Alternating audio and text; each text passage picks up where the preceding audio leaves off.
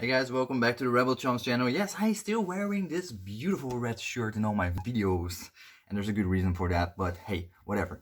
Um, Today I want to talk about something that I struggle with for years, and it's just a massive pain in the butt, and a lot of you guys and girls outside of the US know exactly where I'm talking about, and we're going to talk today about the additional cost of importing a lightsaber from the US.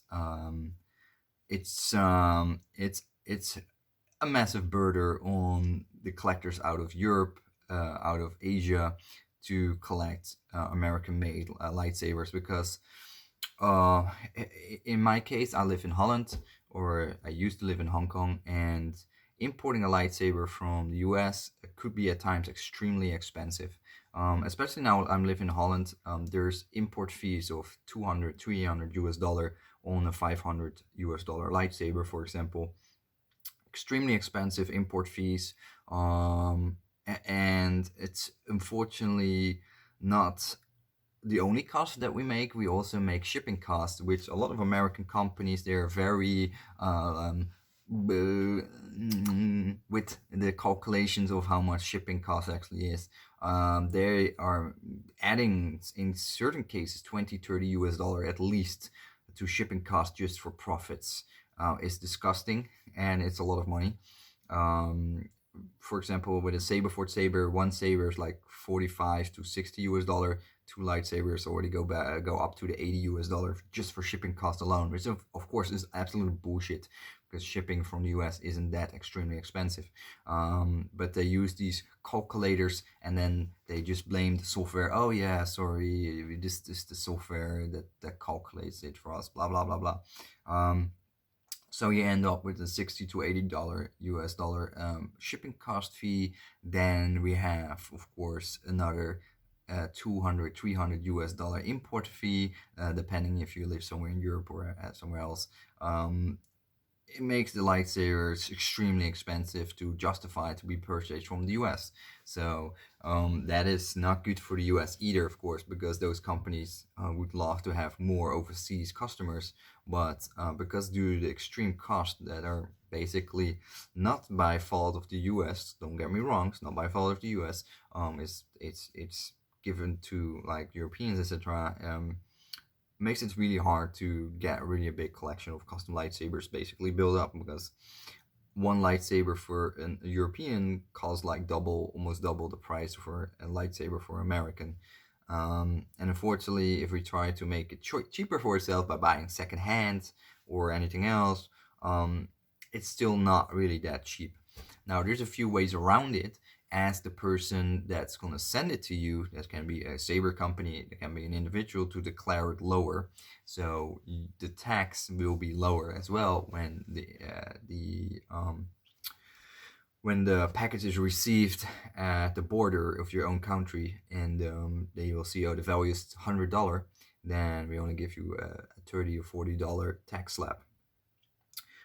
Legal? No, not always the right decision to make, but it can save tons of money for the buyer, and the buyer will keep repeating to buy if you have these kind of arrangements available. Shipping costs as well. Try always to email the company directly. Say, hey, I see when I check out with this lightsaber on your website, it's as a 60 to 70 US dollar shipping cost. Can you double check is that correct or not? And then just do some searching yourself. And if you see it's only half the price or less, you also can decide for yourself, do you really want to buy from that kind of company that tries to even get money from shipping costs, like they want to earn money on from shipping costs, which is kind of disgusting. And there's multiple companies that do that. Some companies do it much more extreme than other ones, but in a majority, there's quite a few companies based from the US, and I'm not pointing fingers, that actually make money off shipping cost, and that's on international buyers, of course. And I think it's disgusting. You already make money on the products themselves. Why not? Why also try to make money off the shipping cost alone? It's I don't know.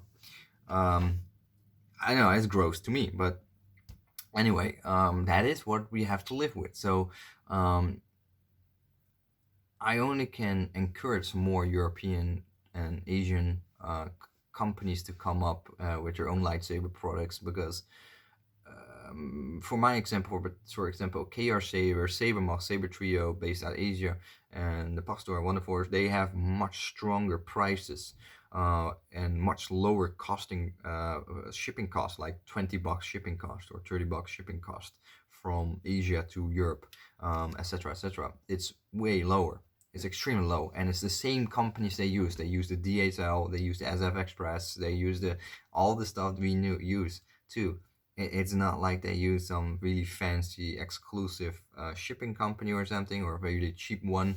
No, they just use the regular stuff we also use, and it saves you extremely amounts of money. So whenever you want to buy lightsabers, do check your surroundings first. So check in Europe, check in Asia what they have on the market there locally, and then um, if you still want to go ahead with American company, which is fantastic, of course, but yeah, do know you're probably gonna get a lot more cost associated with your purchase than initial initial